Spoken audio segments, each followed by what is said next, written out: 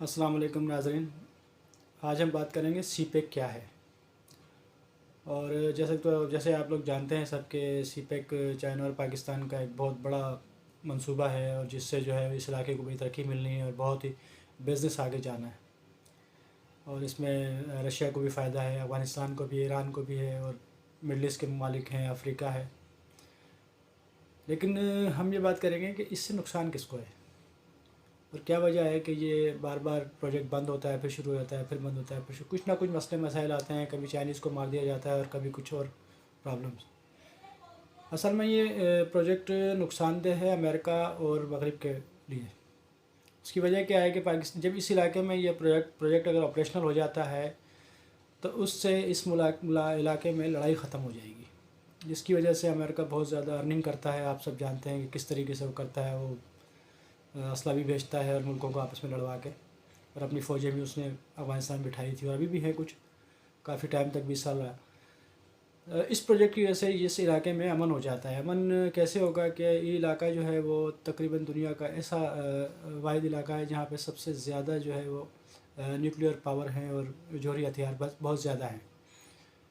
اور اس کی آبادی بھی اس علاقے کی تقریباً دنیا کی سمجھیں کوئی آدھا حصہ بن جاتا ہے. آدھی آبادی دنیا کی اس ایریا میں رہتی ہے جہاں ہم بیٹھے ہیں، اس کو ساؤتھ ایشیا کہتے ہیں. تو اگر ادھر امن ہوتا ہے تو امریکہ کی اجارہ دنیا سے بھی اور اس علاقے سے ختم ہوتی ہے، اور اس کو نقصان ہے. اور ہمیں خاص کر آج میں فائدے کی بات کروں گا تو پاکستان انڈیا کو کیا فائدہ ہے. پاکستان اور انڈیا کو یہ فائدہ ہے کہ انڈیا بھی اس میں ایک حصہ دار ہے اس پروجیکٹ کے اندر، جو اپنی خواہش ظاہر بھی کر چکا ہے.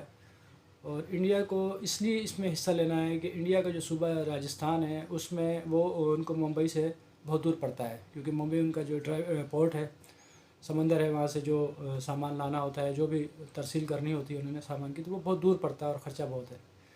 لیکن اگر اس کی بنسبت اگر وہ کراچی اپنا سامان اتار کر اور وہاں سے ٹرانسپورٹ کے ذریعے پہنچایا جائے جے پور، تو وہ جلدی پہنچے گا بنسبت ممبئی کے. اور یہ آگے چل کے آپ دیکھیں گے انشاءاللہ جو ایک میگا پروجیکٹ ہے، اور اس میں یہ چیزیں اس کے اندر شامل ہیں کہ پاکستان انڈیا کو آگے جا کے اس میں ٹریڈ کرنی ہے، اور ٹریڈ کرنے کی صورت میں ظاہر ہے وہ دشمنی تو ختم ہو جائے گی. تو یہی وجہ ہے کہ جب پاکستان انڈیا جب ملتے ہیں تو اس سے نقصان امریکہ کو ہوتا ہے، یورپ کو ہوتا ہے. تو وہ کبھی چاہتے نہیں ہیں کہ ایسا ہو. یہی مین وجہ ہے کہ یہ پروجیکٹ بار بار کسی نہ کسی رکاوٹ کا شکار ہو جاتا ہے.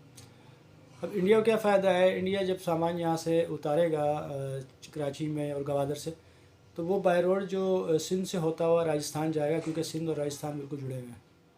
اور جو اس کا ڈسٹرکٹ ہے جے پور، وہ بڑا مین ڈسٹرکٹ ہے اور بڑا بزنس ہب ہے، ادھر کا بہت بڑی آبادی ہے. تو وہاں یہ جب سامان پہنچے گا تو یہ کم ٹائم اور کم خرچے میں پہنچ جائے گا، جس سے یہ ترقی ان کی بہت آسانی سے طے ہو جائے گی.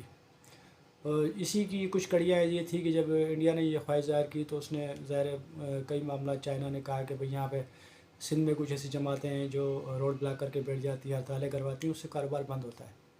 تو بھی ایگریمنٹ میں شامل تھا کہ جن کا بھی صفایا کریں گے اور وہ دیکھ لیں کہ اب وہ سندھ میں جو جماعتیں روڈ بلاک کرتی تھی وہ یا تو ختم ہو گئی ہیں، بے اثر ہو گئی ہیں.